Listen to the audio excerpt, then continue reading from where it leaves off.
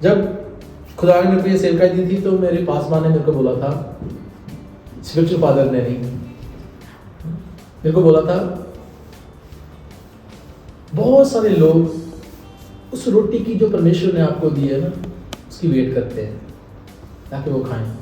अगर आप नहीं प्रचार करोगे वो भूखे रहेंगे और उसका जो इल्ज़ाम है वो आपके ऊपर आएगा, उसका क्या बोलते हैं, जिम्मेवारी जो है वो आपके ऊपर आएगी। इसलिए मेरा कोई फॉलोअर बनाने का कोई नहीं है मेरा डिसाइपल बनाने का टीचर है, टारगेट है।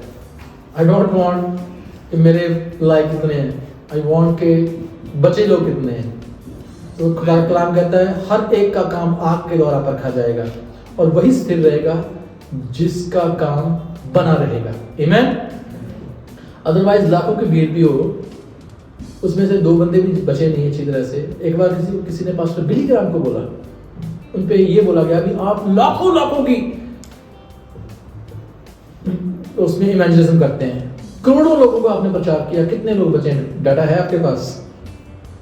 आपने कितना प्रचार किया, कहाँ नहीं गए आप? वर्ल्ड के पूरी दुनिया में आप गए हैं, आपको पता है कितने लोग बचे हैं? उन्होंने बोला मेरा काम प्रचार करना और मैं वहाँ के लोकल चर्च के साथ उनको जोड़ देता हूँ, आगे रिस्पॉन्सिबिलिटी होगी। राइट? ऐसे नहीं है भी यहाँ भी खोल दिया वहाँ भी खोल दिया वहाँ, ठीक है। उस टाइम पौलुस की सेवकाई में ऐसा था, राइट? लेकिन उसने लिखा है खुदा के कलाम में, उसने वहाँ पे परचीन नियुक्त किए जो अपनी भीड़ों की रखवाली करते थे और वो उनसे पूछता था। भीड़ों का कनेक्शन जो है वो शेपर्ड के साथ होना बहुत जरूरी है, नहीं तो वो एस्ट्रे हो जाएंगे। भेड़ की क्वालिटी ये है कि वो शेपर्ड के पीछे पीछे चलती हैं उसको देख के। अगर शेपर्ड पास में नहीं है ना तो भीड़ें डर जाती हैं। ये बात समझे? भीड़ें डर जाती हैं, डरती हैं भीड़ें, उनको पता नहीं अभी करना क्या है। मेरे ऊपर कई बार ऐसी प्रॉब्लम आ जाती है, मैं कई बार ऐसी परेशानी में फंस जाता हूँ, मैं ढूंढता हूँ कि परमेश्वर का कोई दास मेरे से बात करे, मैं पूछूं उससे उनका क्या, जिनकी कोई अप्रोच ही नहीं है खुदा के दासों तक। I feel sorry for that. खुदा के कलाम में लिखा है, मैं प्रार्थना करता हूँ उनकी पहुंच हो खुदा के सेवकों तक। प्रभु जी ने देखा इस्राएलियों को, भेड़ों को, उन्होंने बोला मेरे को इन पे तरस आता है क्योंकि ये ऐसी भेड़ें हैं जिनका कोई चरवाहा नहीं है, जिनको कोई देखने वाला नहीं है। हमारा चरवाहा होना बहुत जरूरी है। We need protection. We need a warrior who can pray for us. In biblical word मैं बोल रहा हूँ, मैं बाहर से नहीं तो बोल रहा। आज के कलाम की ओर आएंगे। मैं समय देख लूँ पहले क्या है, 3:30 हो गए। तो आज होली कम्युनियन भी है 3:30, इसका मतलब 3:23 हो गए है ना। सो 45 मिनट के करीब मैं बोलूँगा, कोशिश करूँगा कि 45 मिनट में उसको ख़त्म करूँ, क्योंकि इसके बाद 15 मिनट में हम पाकशाला लेंगे, उसके बाद नीचे जाएंगे 4 बजे, ठीक है। आज कड़ी बनाएंगे साथ में चावल और स्वीटली कड़ी बहुत टेस्टी होती है ना, सबको बोला। मैंने टेस्ट नहीं की, वैसे थोड़ा सा मैंने चखा था, मैं फास्टिंग में था तो मेरे को बोला नमक चेक करो, मैं कहा मैं तो टेस्ट नहीं करनी, कर लो कोई बात नहीं। तो फिर मेरे को नमक चेक करना पड़ा उसका, लेकिन मैंने खाई नहीं है वैसे और मेरे को पता है वो अच्छी बनाती है। परमेश्वर कलाम की ओर आते हैं। सिस्टर एक वर्स पढ़ना, लूका की इंजील उसका 9 अध्याय 57 से पढ़ दो आखिर तक। ध्यान से सुनना इस कलाम को, और मैं ऐसा विश्वास करता हूं ये कलाम इसने मेरे जीवन को बदला, आपके जीवन को भी बदल देगा। आमीन आमीन। जब वो मार्ग में चले जाते थे तो किसी ने उनसे कहा, जहां जहां तू जाएगा मैं तेरे पीछे हो लूंगा। यीशु ने उससे कहा, लोमड़ियों के भट्ट और आकाश के पक्षियों के बसेरे होते हैं, पर मनुष्य के पुत्र को सिर धरने की भी जगह नहीं।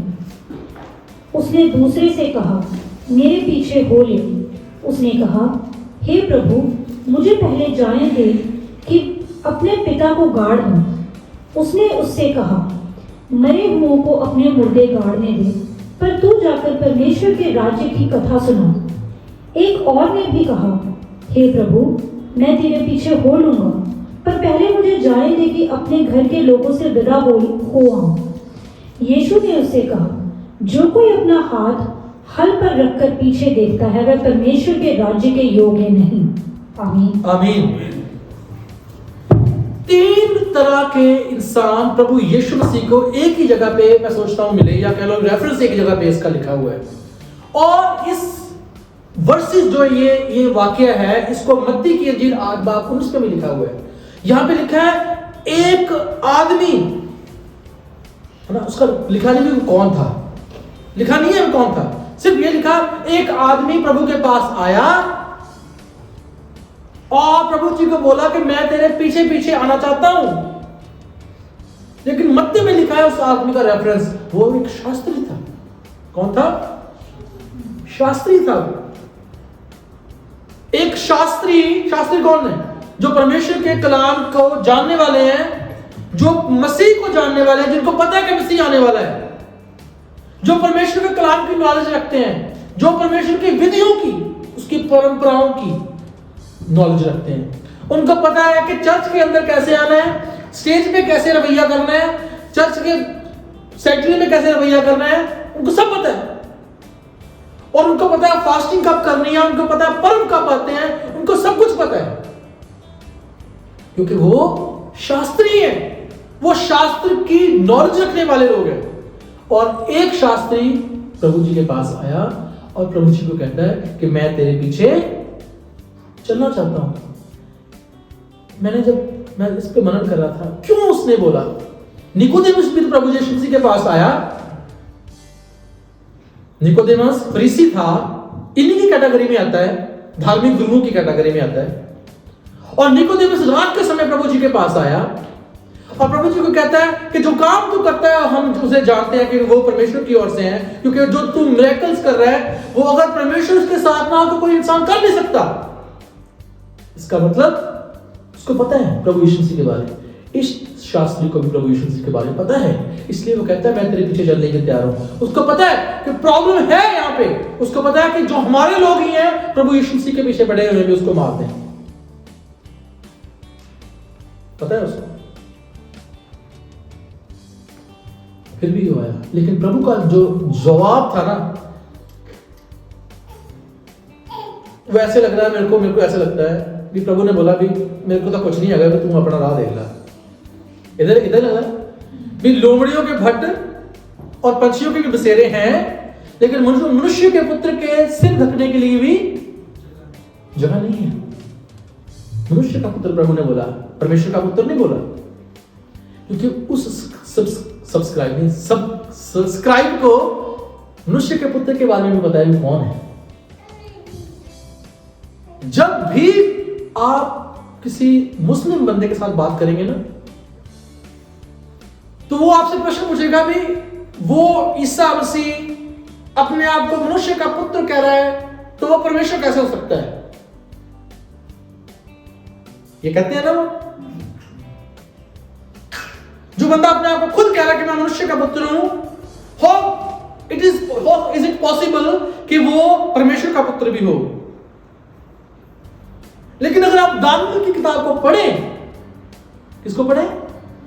दानियल की किताब को, वहां पे लिखा हुआ है कि मनुष्य का पुत्र बादलों के ऊपर आएगा। और ये सब जो शास्त्री है इस चीज को जानता है। ये बात समझे? उनको पता है कि मनुष्य का पुत्र सिर्फ एक ही कहला सकता है जो बादलों पे आने वाला है। प्रभु जी कह रहे हैं मैं मनुष्य का पुत्र हूं। इसीलिए यहूदियों को पता है, शास्त्रियों को पता है, फरीसियों को पता है, सदूकियों को पता है इस चीज के बारे में, याजकों को पता है, महायाजकों को पता है। क्या पता है? कि अगर कोई अपने आप को कह रहा है कि मैं मनुष्य का पुत्र हूं, इसका मतलब वो दानियल की उस वर्ष के ऊपर क्लेम कर रहा है कि मैं वो हूं जो बादलों पे आने वाला हूं। आमीन। ये बात समझे? मनुष्य का पुत्र का ये मतलब है। मैंने बहुत इस पर रिसर्च की, बहुत पढ़ा मैंने, क्यों लिखा प्रभु ने मैं मनुष्य का पुत्र हूं?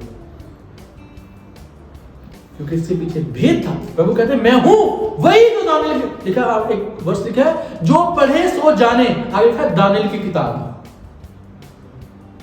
पता नहीं आपने पढ़ी होगी कि नहीं, लेकिन जो पढ़े से जाने, फिर मैंने दानियल की किताब पढ़ना शुरू किया और वहां पे लिखा है मनुष्य का पुत्र बादलों के ऊपर आएगा।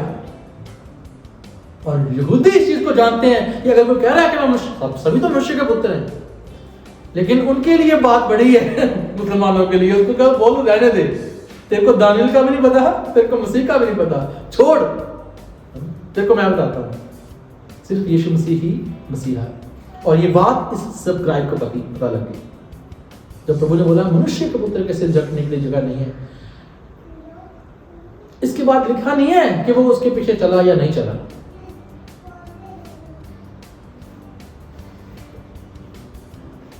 लेकिन मैं सोचता हूं जब ये शास्त्री उसके पास आया होगा, प्रभु के पास, बहुत सारी इमेजिनेशंस, बहुत सारी एक्सपेक्टेशंस लेके आया होगा।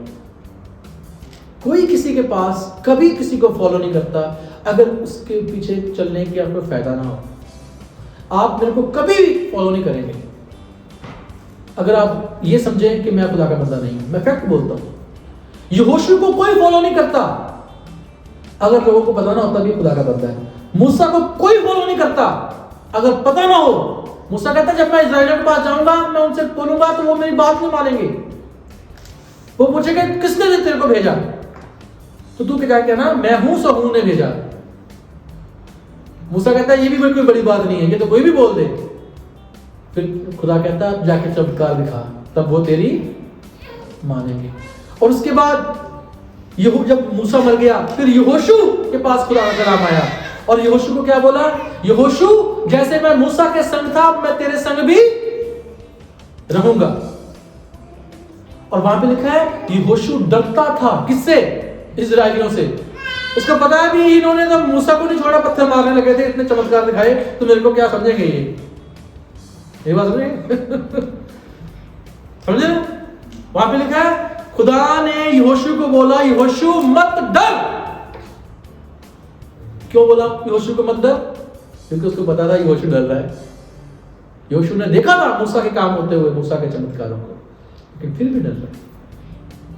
कोई किसी को फॉलो नहीं करता अगर खुदा उसके साथ ना हो। निकोदेमस प्रभु यीशु मसीह के पास आया, क्यों आया, क्योंकि वो काम देख के आया। तेरे काम जो है मैं जानता हूं कि वो ऊपर से है। अब ये शास्त्री प्रभु यीशु मसीह के पास आया और परमेश्वर का कलाम इस चीज की गवाही देता है कि प्रभु ने उसका, मैं सोचता हूं, दिल ही तोड़ दिया होगा, है ना, दिल ही तोड़ दिया होगा। प्रभु ने बोला भी वो मेरे को तो सिर रखने था नहीं, तू कितने मेरे पीछे आ गया, है ना।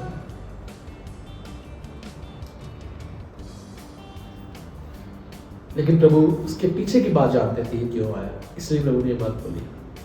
हर वो इंसान जिसके साथ परमेश्वर बात करे और वो बात अटपटी सी लगे, इसका मतलब है परमेश्वर उसके पीछे की बात को जानते हैं।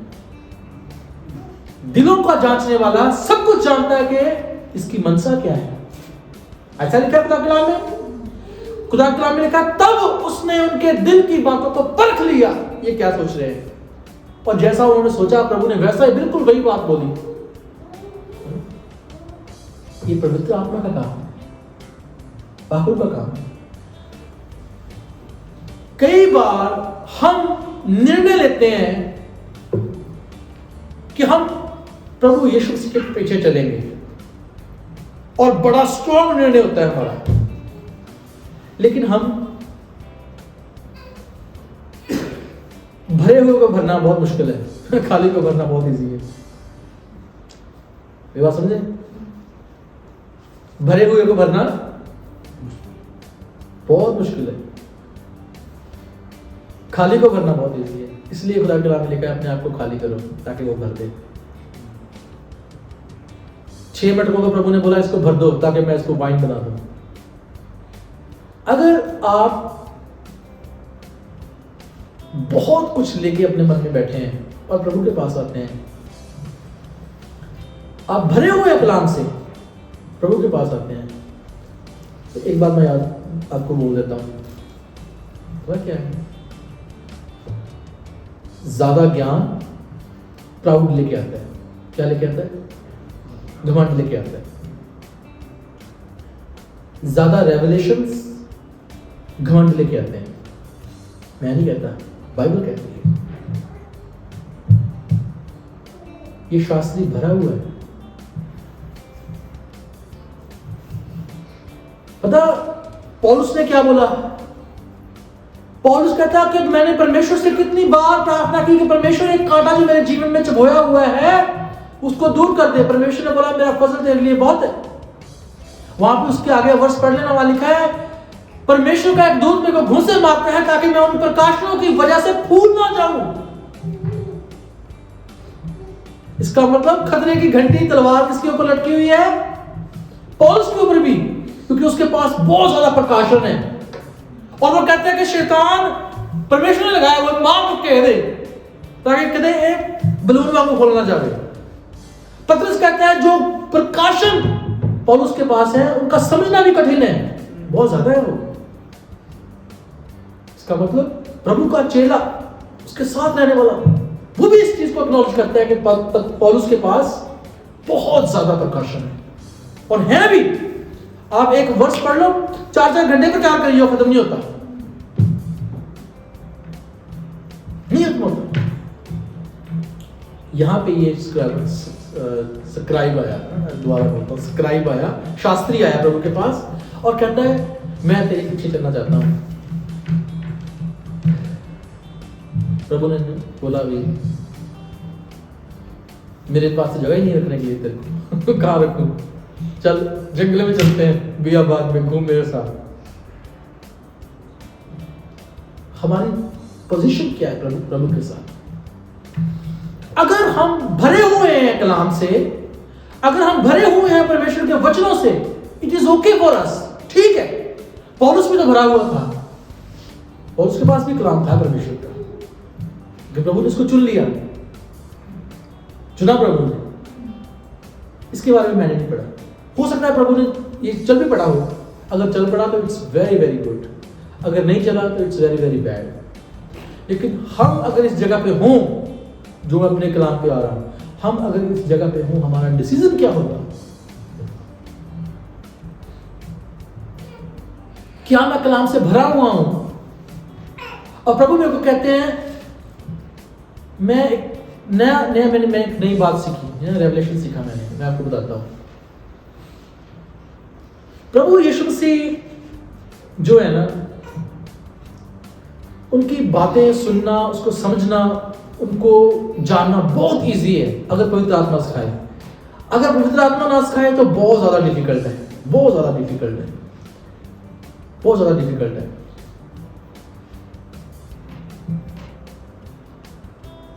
मेरे पास अगर कोई प्रकाशन है खुदा का, मेरे को उस प्रकाशन को बोलना चाहिए, लेकिन प्रभु की महिमा के लिए, खुदा की महिमा के लिए, ना कि मेरी बड़ाई के लिए, है ना? ये बात याद रखें। कई बार हम प्रभु यीशु मसीह के पीछे चलने की कोशिश करते हैं, हम चाहते हैं कि हम चलें, लेकिन हम कुछ चीजें हमारे जीवन में छोड़ना नहीं चाहते, छोड़ नहीं पाते। खुदा उन्हीं चीजों को हमारे ऊपर पॉइंट कर देता है, तू उनको छोड़ दे। अगला इंसान जो प्रभु यीशु मसीह के पास आया, है ना, अगला इंसान जो प्रभु यीशु मसीह के पास आया, उसको प्रभु ने बोला तू मेरे पीछे आ। पहला इंसान प्रभु के पास आया, उसने प्रभु को बोला कि मैं तेरे पीछे आऊं। दूसरा इंसान आया, उसको प्रभु ने बोला कि तू मेरे पीछे आ। और उसका ध्यान कहां लगा हुआ है कि मैं जाता हूं, पहले अपने पिता को गाड़ के आता हूं, उसके बाद तेरे पीछे बोलूंगा। प्रभु जी कहते हैं पहले मुर्दों को अपने मुर्दे गाड़ने दे, तू मेरे पीछे आ जा।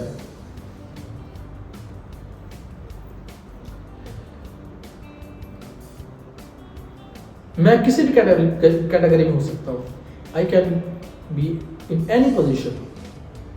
लेकिन एक चीज मैं याद रखना चाहता हूं, मैं आपको बताना चाहता हूं, तो पता क्या है?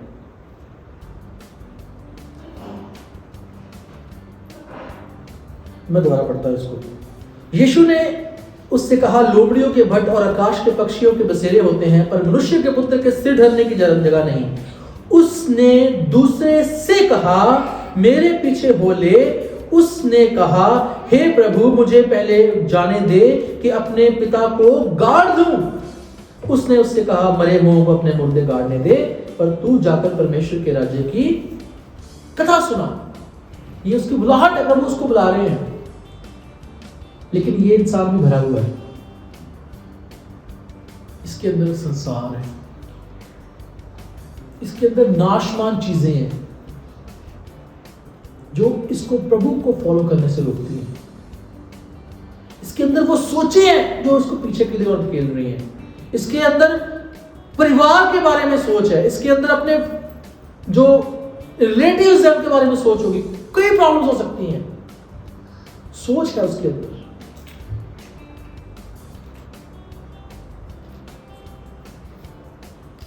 और प्रभु जी उसको कहते हैं तू मेरे पीछे आ, मुर्दों को अपने मुर्दे गाड़ने दे।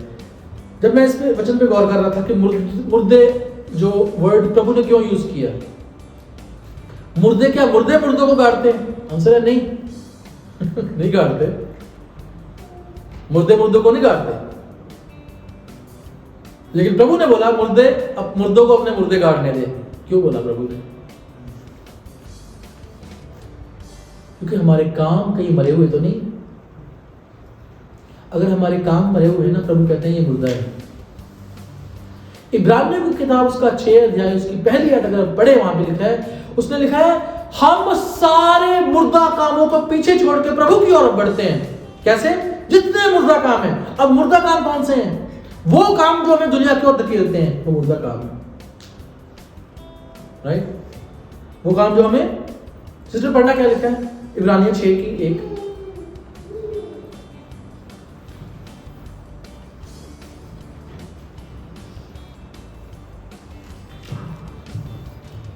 इसलिए आओ मसीह की शिक्षा की आरंभ की बातों को छोड़कर हम सिद्धता की ओर आगे बढ़ते जाएं और मरे हुए कामों से मन फिराने और परमेश्वर पर विश्वास करने और बपतिस्मों और हाथ रखने और मरे हुओं को जी उठने और अंतिम न्याय की शिक्षा रूपी नींव फिर से ना डालें। आमीन। मरे हुए कामों को छोड़ के आगे की ओर हम सिद्धता की ओर बढ़ते चले जाएं। प्रभु ने हमें बुलाया, प्रभु ने मेरे को बुलाया, किस लिए बुलाया? सिद्ध होने के लिए। और मेरा ध्यान किस तरफ है? संसार की तरफ। प्रभु कहते हैं मैं कहता हूं तू सिद्ध हो जा, मैं कहता हूं मैं होना चाहता हूं, लेकिन पहले मैं वही पकड़ना चाहता हूं जो मेरा रह गया। हर वो चीज, मेरी बात याद रखना, ये बात अगर क्लिप डाला फेसबुक पे तो इसको मैं जरूर काट के डालूंगा। हर वो चीज जो परमेश्वर और मेरे बीच में आ रही है वो मुर्दा है। प्रभु कहता है उसको छोड़। जो लोग वो काम कर रहे हैं वो भी मुर्दा हैं, प्रभु कहता है उनको भी छोड़। ये बात समझ गए? हर वो चीज जो मेरे और परमेश्वर के बीच में है, प्रभु यीशु मसीह कहते हैं वो मुर्दा है, उसमें जीवन नहीं है, उसको छोड़। जीवन मैं हूं, मेरे पास आ। अगर कोई भी चीज आपकी और परमेश्वर के बीच में अड़िक्का बन रही है, इसका मतलब है वो लोग भी मुर्दा हैं क्योंकि वो जीवन की ओर नहीं लेके जा रहे, वो चीजें भी मुर्दा हैं क्योंकि वो जीवन की ओर नहीं लेके जा रहे। हर वो चीज जो आपके बीच में, परमेश्वर के बीच में, चाहे वो आपका समय भी है, आपका बिजनेस भी है, आपका फ्रेंड्स भी है, आपके रिलेटिव भी है, कोई भी चीज जो आपके और परमेश्वर के बीच में आ रही है, वो प्रभु मुर्दा बोलते हैं उसको। प्रभु कहते हैं उनको लगे रहने दो अपने काम में, तू मेरे पीछे आ, मैं उनको जीवन की ओर लेके चलता हूं। नहीं तो वो क्या बन जाती है? Idol worship. क्या बन जाती है? मैं आपको एग्जाम्पल बताता हूं, जिंदा एग्जाम्पल जो बाइबल में लिखी हुई है, और मैं सोचता हूं इसका काम होगा आपके जीवन में। अब्राहम के पास कोई संतान नहीं थी बुढ़ापे में। परमेश्वर के कलाम में अगर हम पढ़े, खुदा के कलाम में लिखा है कि अब्राहम के पास कोई संतान नहीं थी, और जब अब्राहम के साथ खुदा ने बात की तो अब्राहम ने खुदा के साथ एक कमेंट किया। पता कमेंट क्या था वो? उस टाइम अब्राहम बहुत अमीर था, बहुत ही ज्यादा अमीर, उस समय का रईस बंदा, जिसको रईस कहते हैं ना, वो था। अब्राहम ने कहा भी मेरा वंश जो है, मेरा घर का मालिक समझ रहे, मेरी सारी प्रॉपर्टी का मालिक दमिश्क वासी एलियाजेर होगा। वहां पे लिखा है नाम से। कौन होगा?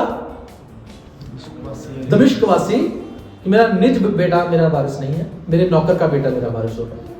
अब्राहम ने कंप्लेंट की किसको? खुदा को। सोच के देखो, एक परमेश्वर जो अब्राहम को वायदा करके लेके आया उस जगह के ऊपर, और अब्राहम के पास संतान नहीं है, तो क्या सोचेगा? यही बोलेगा ना, बच्चा दिता नहीं अज तक, इतना मैं पैसा कमाया, कितनी छड़ के जाना अपने नौकर के मुंडे वास्ते। यही क्या होता लिखा, पढ़ लेना आप, उत्पत्ति 13, 14, 15, 16, 17 सारी अब्राहम के ऊपर है। और मैं जब सोचता हूँ इसके ऊपर भी इतना प्रभु ने वृत्तांत क्यों ज्यादा, इतना डिस्क्रिप्शन में क्यों लिखवाया, इतना ज्यादा क्यों लिखा भी, एक बंदे के ऊपर इतने वर्सेस, इतना कलाम, इतना चैप्टर्स लिख दिए गए और बड़ी चीज को बारीकी बारीकी से दिखाया गया, क्योंकि हमने उससे सीखना है। अब्राहम ने खुदा को बोला, दमिश्क वासी एलियाजेर का बेटा मेरा घर का मालिक होगा। खुदा ने बोला नहीं, नहीं होगा। उसके बाद इसका मतलब ये है, मेरी बात ध्यान रखना, इसका मतलब ये है अब्राहम को अपनी प्रॉपर्टी का फिक्र था ना, कि मेरा बच्चा है नहीं, साबू कौन? इसका मतलब खुदा को कह रहा है कि मेरा घर था, सामने नहीं जाना, तू गल सुनाना मैनू तारियां दी। उसके बाद अब्राहम ने बच्चा पैदा किया जिसका नाम इस्माइल था। उसके बाद खुदा ने अब्राहम से फिर बात की, अब्राहम मैं तेरे को बेटा दूंगा। अब्राहम कहता होता क्या भी तेरी निगाह, वहां पे लिखना, मैंने अंडरलाइन किया अपनी बाइबल में, मैं आपको पढ़ के सुनाता हूँ। वहां पे लिखा है, मैंने पिक में किया है इसको, ये देखो, मैं ऐसे अंडरलाइन कर लेता हूँ ताकि मैं भूल ना जाऊं। उत्पत्ति 17:18 लिखा है, और अब्राहम ने परमेश्वर से कहा, इस्माइल तेरी दृष्टि में बना रहे, यही बहुत है। सोच के देखो, अब्राहम ने अपने वास्ते एक बेटा पैदा किया अपनी नौकरानी से। खुदा ने क्या नहीं, खुदा अब्राहम कहना भी मेरी इतनी प्रॉपर्टी है, ठीक है, एलियाजेर नहीं देनी, इस्माइल के सामने खड़ा है, इनको बरकत दे दे। खुदा कहना उन्हें भी नहीं। फिर खुदा ने बोला, इसहाक से तेरी बरकत आएगी, इसहाक तेरा वारिस होगा। हुआ पता क्या? इसहाक पैदा हो गया। Hallelujah, hallelujah. इसहाक जिसकी इतने लंबे से वो वेट कर रहा था, वो बच्चा पैदा हो गया, और उसने उसको गोदी में खिलाया होगा, उसको दूध दिया होगा, उसको मतलब खेलते हुए देखा होगा। जब वो बड़ा हो गया तो खुदा ने बोला इसको मार दे।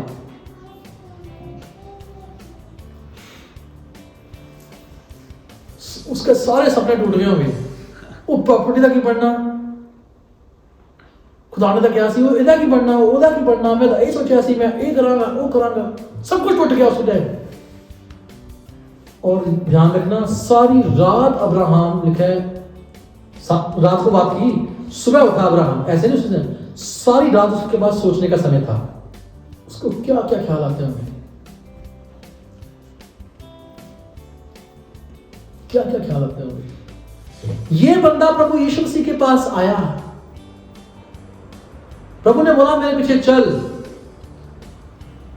इसका ध्यान इस्माइल के ऊपर, इसका ध्यान एलियाजेर के ऊपर, इसका ध्यान इसहाक के ऊपर, इसका ध्यान प्रॉपर्टी के ऊपर जरूर होगा। प्रभु कहते इसको छोड़ दे। जब सारी अब्राहम की जो पूंजी है वो इसहाक में इन्वेस्ट हो चुकी है, सारी उसकी मन्नतें इसहाक के ऊपर है, सारी उसकी सोच सिर्फ इसहाक के भी बड़ा होगा, मैं उसको बढ़ता हुआ देख रहा हूं, तभी खुदा ने बोला इसको बंद कर दे, इसको क्लोज कर चैप्टर इसका। समझे? हम जब बहुत बार प्रभु के पीछे चलते हैं, हम सोचते हैं कि परमेश्वर ने बहुत ज्यादा ब्लेस किया, हो सकता है उसी टाइम परमेश्वर बोल दे इस चैप्टर को क्लोज कर दे। ये मुद्दा है। और अब्राहम के लिए लिखा है कि उसने, पता है सबसे दुख मेरे को जब पढ़ता हूँ ना मैं उस स्टोरी को, मैं आप अपने बच्चों को रख के सोचो, वहां पे सोचो, आप अपने बच्चों को बढ़ता हुआ देखना चाहते हैं और बच्चे बढ़ रहे हैं और एकदम से एक कमांड आ जाए भी इसको ज़िबा कर दे, इसको कुर्बान कर दे। मैं पहले सोचूंगा भी ये खुदा की आवाज है भी कि नहीं है। मेरा क्वेश्चन बन जाएगा बहुत बड़ा, है ना, मेरा क्वेश्चन बन जाएगा, बहुत बड़ा क्वेश्चन आ जाएगा मेरे सामने, ये खुदा की आवाज है भी कि नहीं है, राइट। झूठ तो नहीं बोलिए आपको, शैतान की आवाज तो नहीं। लेकिन मैं आपको बताता हूँ एक कमाल की बात जो मैंने सीखी। मैं सुबह मनन कर रहा था, खुदा की आवाज जो है ना, वो प्रभु आपको पहले परखेगा भी, इसको समझ लगी कि नहीं मेरी आवाज। यिर्मयाह की किताब उसका 1 अध्याय उसकी 11 आयत में, पढ़ेंगे नहीं, बता देता हूँ। वहां पे लिखा है, खुदा ने यिर्मयाह से पूछा, यिर्मयाह तू क्या देखता है? यिर्मयाह ने बोला कि मेरे को एक बादाम के पेड़ की टहनी दिखाई दे रही है। खुदा ने बोला तू ठीक देखता है, तेरे को ठीक दिखा। ऐसे लिखा है आगे ऊपर। खुदा ने बोला देखो ठीक दिखाई दे रहा है। इससे पहले कि परमेश्वर आपको कोई बड़ी कमांड देना, वो आपको छोटी छोटी कमांड्स देगा। मुझे समझ लगी कि नहीं, आवाज समझता मेरी कि नहीं, गलत नहीं रही अंदर कितने, मेरी बात समझिए। कई बार मैं गाड़ी में तेल भरवाने लगता हूं और मेरे को आवाज आती है यहां से नहीं होगा, शायद आगे लग गया हो सस्ता तेल। मैं आवाज सुन लेता हूं और आगे जाता हूं तो सोचिए सस्ता लगा होता है। कई बार मेरे को आवाज आती है भी इस रास्ते से नहीं जाना, इस रास्ते से जा, सेफ्टी इधर ही है। परसों की बात बता रहा हूं मैं, परसों स्थिति को बता रहा हूं, परसों की कल की बात, परसों की बात है, I think Friday Saturday, I don't know, पर कल है, परसों की बात है। मैं गाड़ी लेके वापस घर आ रहा था और मेरे को आवाज आई कि सीधा रदरफोर्ड निकाल ले, वहां से क्लार्क ले लेना। मैंने बोला नहीं, मैं ग्लिडन निकाल लेता हूं, वहां से मैं रदरफोर्ड निकाल के क्लार्क ले लूंगा। मैं ग्लिडन के ऊपर लेफ्ट टर्न लेने के लिए पुलिस आता है, वहां पे वेट कर रहा था लेफ्ट टर्न लेने के लिए, बैठ खड़ा हुआ था। मैं वेट कर रहा, बड़े आराम से वेट कर रहा। मैं अभी रेड लाइट थी और ग्रीन लाइट होने वाली। एक गाड़ी आई ऊपर से पुल से नीचे, शू, उसकी ब्रेक नहीं लगी, सीधी जाने की बजाय उसने गाड़ी मेरी तरफ घुमा दी। ये बात मैं बड़े आराम से बैठा, मुझे पता भी नहीं, जब गाड़ी बिल्कुल स्लिपरी रास्ता बिल्कुल पास आके ना रुकी तो मैंने उसको देखा गुस्से से ऐसे करके, मैं बोला ऐसे करके, पता नहीं इधर एक कानून है, गोरी सी की तो वो कंबी हुई, मतलब गाड़ी भी पुरानी सी, पर मेरी गाड़ी तो नवी है, पांगड़ी सारी मार है ना, तो कुछ नुकसान होना नहीं सी। फिर मुझे समझ लगी कि अगर छोटियां छोटियां गल्लां च ਅਸੀਂ परमेश्वर ਦੀ आवाज ਨੂੰ सुनना शुरू कर ਦਿੰਦੇ ना, ਅਸੀਂ भी ਵੱਡੀਆਂ ਗੱਲਾਂ 'ਚ सुनना शुरू कर देते हैं। खुदा पहले अब्राहम से बात कर रहा था, लगातार बात कर रहा था। अब एक बड़ी बात आई कि अपना बेटा मेरे को कुर्बान कर दे, और अब्राहम को पता है ये खुदा की बात है। ये बात समझिए, खुदा किसी को दिखाई नहीं देता था उस समय भी, ना मूसा को दिखाई दिया, पीठ देखी मूसा ने, लेकिन अब्राहम को पता है कि ये किसकी आवाज है, खुदा की आवाज है। अगर खुदा आपके साथ छोटी छोटी बातों में बात करना शुरू कर दे, इसका मतलब है खुदा आपको कुछ बड़ा सौंपने वाला है। आमीन। अगर आप ये सोचते हैं कि परमेश्वर आपको सीधा ही आसमान पे बुलंदी पे पहुंचा देगा ना, ऐसा होता नहीं है। बाइबल का सिस्टम ऐसे नहीं है। शुरुआत छोटे से शुरू है। कोई भी इंसान इजड़, समझे ना, इजड़, फ्लॉक, झुंड, बड़ा झुंड लेके नहीं चला था, कभी नहीं चला था। अब्राहम बड़ा झुंड लेके नहीं चला था, याकूब बड़ा झुंड लेके नहीं चला था। इजड़ 2 या 3 से था, लेकिन वो मल्टीप्लाई हो गया। छोटी बातों में वफादार, बड़ी बातों का तुम्हें खुदा बना देगा। छोटी बातों में खुदा की आवाज अब्राहम ने सुनी, अब बड़ी बात आई है, उसमें भी खुदा की आवाज सुन ली उसने। और जो प्रभु के और अब्राहम के बीच में दीवार कह लो थी, उसने उसको गिराने की कोशिश कर ली थी। और लिखा ये उसके लिए धार्मिकता गिनी गई। ये उसके लिए क्या गिनी गई? धार्मिकता गिनी गई। अब यहां पे जो ये इंसान है, इसके बीच में वही बाधा आ रही है। और तीसरा मैं खत्म करने वाला हूं, तीसरा 55 हो गया, मुझे पता 5-10 मिनट रह गया ना। तीसरा बंदा कौन था जिसने पढ़ना जरा, उसी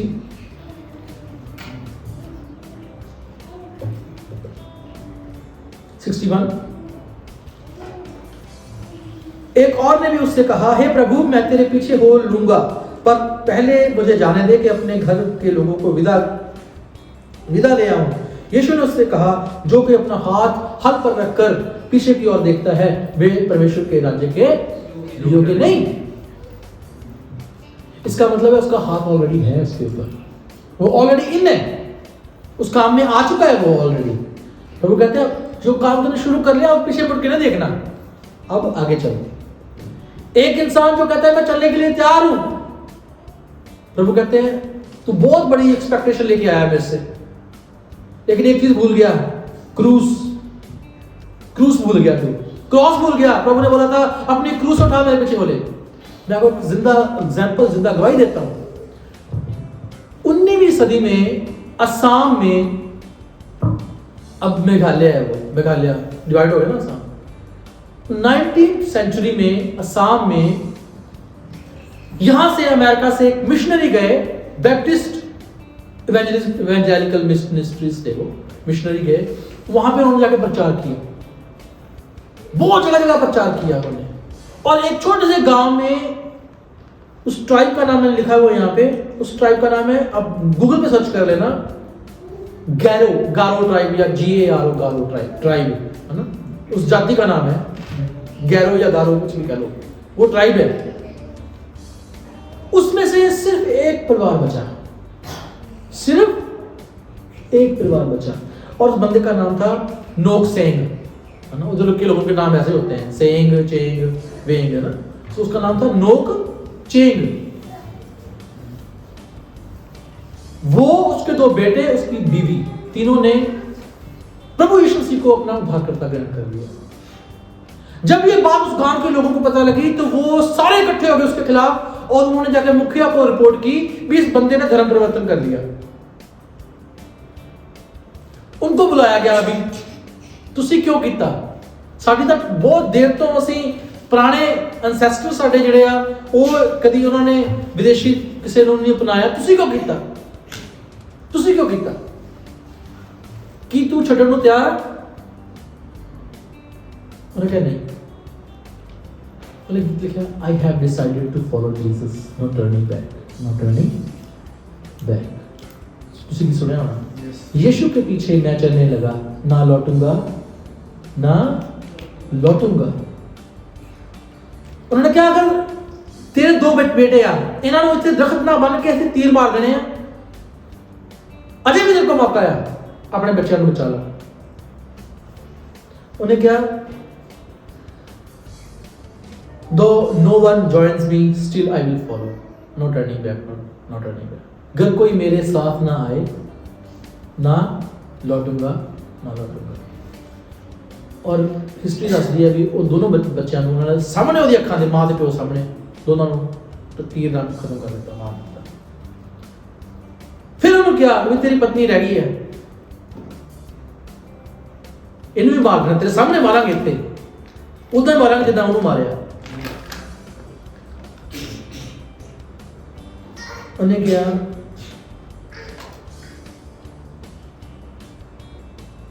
the cross before me, the world behind me, no turning back, no turning back।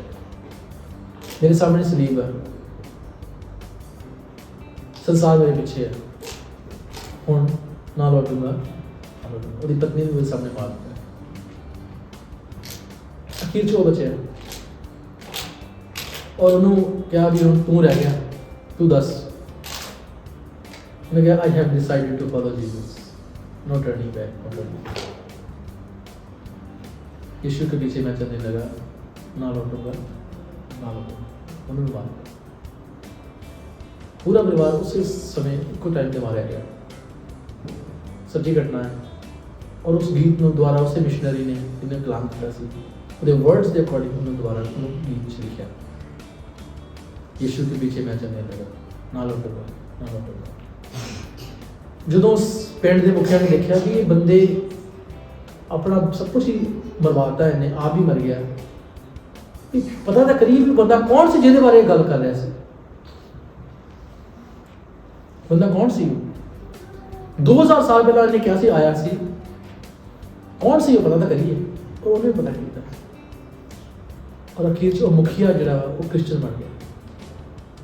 ਉਸ ਤੋਂ ਬਾਅਦ ਉਹਨੂੰ ਦੇਖ ਕੇ ਸਾਰਾ ਪਿੰਡ ਕ੍ਰਿਸਚਨ ਬਣ ਗਿਆ। ਇਹ ਪ੍ਰਭੂ ਦਾ ਤਰੀਕਾ ਹੈ ਇਵੈਂਜਲਿਜ਼ਮ ਦਾ। ਉਹ ਤਾਂ ਪਹੁੰਚ ਗਏ ਸਵਰਗ ਦੇ ਵਿੱਚ, ਪ੍ਰਭੂ ਦੇ ਗੋਦ 'ਚ ਹੋਣੇ, ਲੇਕਿਨ ਨੋ ਟਰਨਿੰਗ ਬੈਕ ਹੋ ਗਏ ਸਾਰੇ ਨੋ ਟਰਨਿੰਗ ਬੈਕ ਤੇ ਆਏ। ਪ੍ਰਭੂ ਜੀ ਕਹਿੰਦੇ ਜਿਹੜਾ ਹਲ ਦੇ ਉੱਪਰ ਹੱਥ ਰੱਖ ਕੇ ਪਿੱਛੇ ਨੂੰ ਦੇਖਦਾ ਮੇਰੇ ਯੋਗ ਨਹੀਂ ਹੈ। ਬ੍ਰਦਰ ਕਾਸੀ ਨੇ ਪ੍ਰਾਰਥਨਾ ਕੀਤੀ ਸੀ, ਪ੍ਰਭੂ ਤੂੰ ਸ਼ਰਿਆਮ ਸਾਡੇ ਵਾਸਤੇ ਕੋੜੇ ਖਾਦੇ, ਸ਼ਰਿਆਮ ਮੌਤ ਸਹੀ, ਅਸੀਂ ਸ਼ਰਿਆਮ ਤੇਰੇ ਵਾਸਤੇ ਪ੍ਰਚਾਰ ਨਹੀਂ ਕਰ ਸਕਦੇ, ਸ਼ਰਿਆਮ ਤੇਰੇ ਵਾਸਤੇ ਦੱਸ ਨਹੀਂ ਸਕਦੇ ਅਸੀਂ। ਮੈਂ ਇਸ ਜਗ੍ਹਾ ਤੋਂ ਪ੍ਰਭੂ ਦੀ ਇੱਜ਼ਤ ਕਰਦਾ ਹੋਇਆ ਬਹੁਤ ਸਾਰੀਆਂ ਗੱਲਾਂ ਜਿਹੜੀਆਂ ਪ੍ਰੋਸੀਕਿਊਸ਼ਨ ਵਿੱਚ ਕੀਤੀਆਂ ਗਈਆਂ ਪ੍ਰਭੂ ਦੇ ਨਾਲ, ਉਹ ਬੋਲਦਾ ਨਹੀਂ ਹੈ। ਜਿੰਨਾ ਲਿਖਿਆ ਗਿਆ ਉਹਨਾਂ ਹੀ ਬੋਲਦੇ ਹਾਂ ਅਸੀਂ।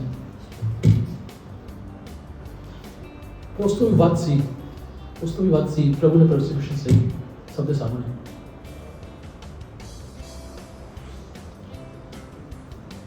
I have decided to follow Jesus, no turning। ਇਹੀ ਲੋਕ ਪ੍ਰਭੂ ਚਾਹੁੰਦੇ ਆ। ਪ੍ਰਭੂ ਕਹਿੰਦੇ ਆ ਜਿਹੜਾ ਮੇਰੇ ਪਿੱਛੇ ਆਉਣਾ ਚਾਹੇ ਆਪਣੇ ਸਰੀਰ ਉਠਾ ਕੇ ਮੇਰੇ ਪਿੱਛੇ ਆਏ, और मैं मेरे तो फल आ सके, कितों मेरे तो मैं जीतूंगा, I am victorious, I am वर्दी। ढाढ़स बांधो, संसार में तुम्हें क्लेश है, लेकिन ढाढ़स बांधो मैंने संसार को जीत लिया है। साडा परमेश्वर जीतू है, साडा परमेश्वर सब तो ऊपर है। We have to sacrifice many things for him, many things, not one thing, not two things, maybe the most important thing in our life we have to sacrifice for him। कुछ भी हो सकता है, कुछ भी हो सकता है, but no turning back, no turning back. परमेश्वर का सारे आशीष से बरकरार। आमीन। अपनी अखर बंद करिए, सरल झुकाइए, अपने हृदय परमेश्वर के खोल दिए। पवित्र आत्मा ताड़ा धन्यवाद करते आज के कलाम वास्ते। तुसी प्रभु ਭੇਦਾਂ ਨੂੰ ਖੋਲਣ ਵਾਲੇ ਪਰਮੇਸ਼ਵਰ, ਤੁਸੀਂ ਸਾਡੀ ਅੱਖਾਂ ਨੂੰ ਖੋਲਣ ਵਾਲੇ ਪਰਮੇਸ਼ਵਰ ਹੋ ਖੁਦਾਵਾ। ਜੋ ਗੱਲਾਂ ਪਿਤਾ ਪਰਮੇਸ਼ਵਰ ਉਸ ਸਕ੍ਰਾਈਬ ਦਾ ਉਹ ਸ਼ਾਸਤਰੀ ਪੜ੍ਹ ਕੇ ਨਹੀਂ ਸਮਝ ਪਾਇਆ ਪਿਤਾ ਪਰਮੇਸ਼ਵਰ, ਉਹ ਪ੍ਰਭੂ ਜੀ ਉਹ ਨਬੀ ਦੇਖ ਕੇ ਸਮਝ ਲੈਂਦੇ ਸੀ। ਪ੍ਰਭੂ ਜੀ ਤੁਸੀਂ ਉਹ ਪਰਮੇਸ਼ਵਰ ਜਿਹੜੇ ਸਾਡੀ ਅੱਖਾਂ ਦੇ ਸਾਹਮਣੇ ਸਾਨੂੰ ਦਿਖਾ ਦਿੰਦੇ ਹੋ ਪਿਤਾ ਪਰਮੇਸ਼ਵਰ। ਬਹੁਤ ਸਾਰੀਆਂ ਗੱਲਾਂ ਪ੍ਰਭੂ ਅਸੀਂ ਪੜ੍ਹਦੇ ਹਾਂ, ਅਸੀਂ ਸਮਝ ਨਹੀਂ ਪਾਉਂਦੇ ਪ੍ਰਭੂ, लेकिन बहुत सारी गल्लां तुसीं दिखाउंदे प्रभु जी, फिर असीं समझ लैंदे हां। मेरे रब्बा तुहाडा धन्नवाद, साडीआं रूहानी अखां नूं खोल दिओ प्रभु कि असीं तुहाडे नूरानी चेहरे नूं देख सकीए, तुहाडे कलाम नूं पूरा हुंदे होए देख सकीए पिता परमेश्वर। असीं बियॉन्ड द लिमिट देख सकीए पवित्र आत्मा दी सामर्थ दे द्वारा। साडे ਕੰਨਾਂ ਨੂੰ खोल दे मेरे प्रभु कि ਅਸੀਂ ਤੁਹਾਡੀ ਆਵਾਜ਼ ਨੂੰ ਸੁਣ ਸਕੀਏ, ਸਮਝ ਸਕੀਏ, और ਅਸੀਂ बोल ਸਕੀਏ अब्राहम ਦੀ तरह, यस आई एम रेडी। और प्रभु से नोक सिंह वांगू बोल सकिए, I have decided to follow Jesus, not turning back, not turning back. यीशु के पीछे मैं चलने लगा, ना लौटूंगा, ना लौटूंगा।